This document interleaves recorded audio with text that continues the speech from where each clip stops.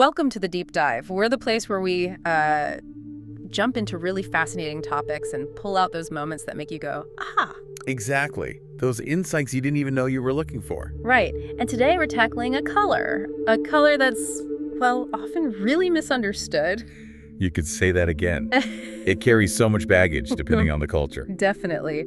We're diving deep into black, specifically its symbolism in ancient Egypt and, how it connected to the Nile River. Such a powerful connection there. It really is. Yeah. Okay, let's unpack this.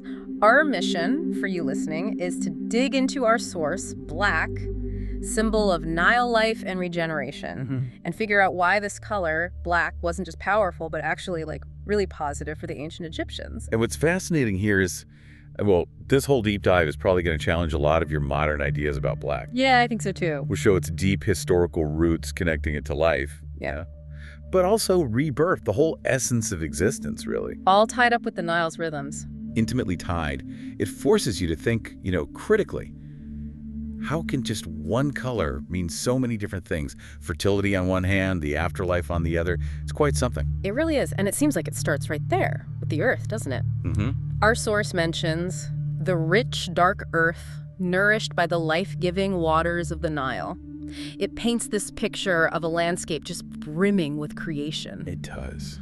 So that deep blackness of the soil, what did it mean for them beyond just, basic fertility?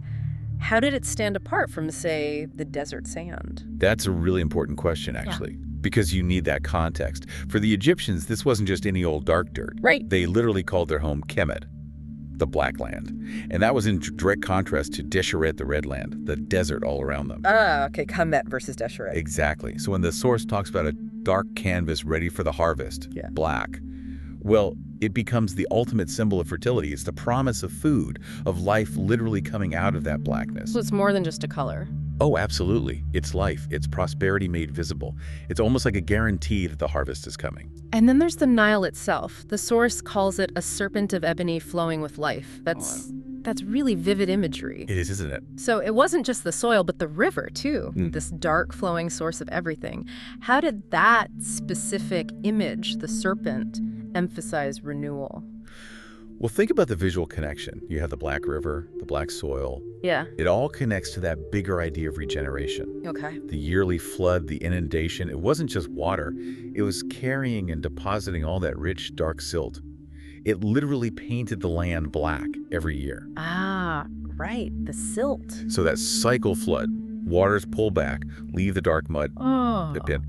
It meant black represented death. Sure, the old crops were gone. But crucially, it was also the promise of the next cycle, the promise of the other world, as the source puts it. It's never just an end. It's a transition. Exactly, a transition. Part of this endless regenerative thing, that serpent of ebony, is that powerful twisting force bringing new life constantly. Wow, okay. And this whole idea of transformation, of black being a pathway, that seems perfectly captured by figures like Anubis. Definitely. The source says, imagine in the shadows Anubis, his black fur, a symbol of his role. So his blackness isn't about being scary or sad. Not at all, no. Oh. It's directly linked to his job, his function. What was that specific link? Okay, so Anubis, with that iconic black fur, he's all about mummification, preservation. The steps needed for the afterlife. The necessary steps, yes, for rebirth. His blackness symbolizes the same power found in that fertile black earth. It embraces the dead, protects them, just like the earth protects a seed. So he's like a guardian.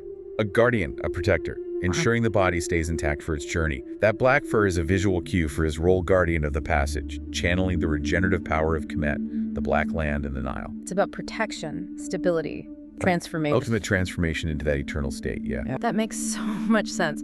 So black acted as this kind of powerful visual shortcut for them, a way to grasp these huge, profound, cosmic truths, as the source calls them. How did that work? How could one color instantly communicate such complex ideas about, the universe? Well, it really shows how ancient cultures didn't separate their environment from their beliefs, their cosmology. They were deeply woven together. Right, not separate boxes. Not at all.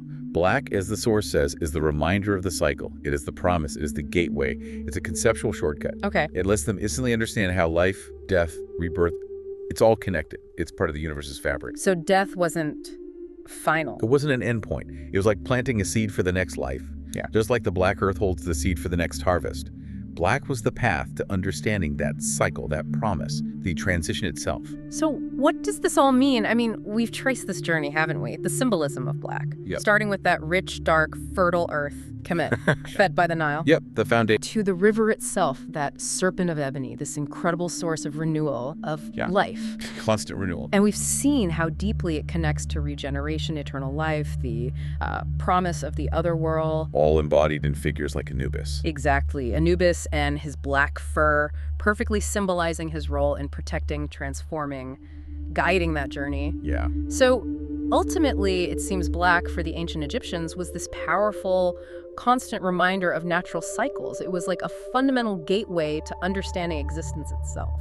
And if we connect this to the bigger picture, it highlights something really profound about how these ancient cultures saw the world.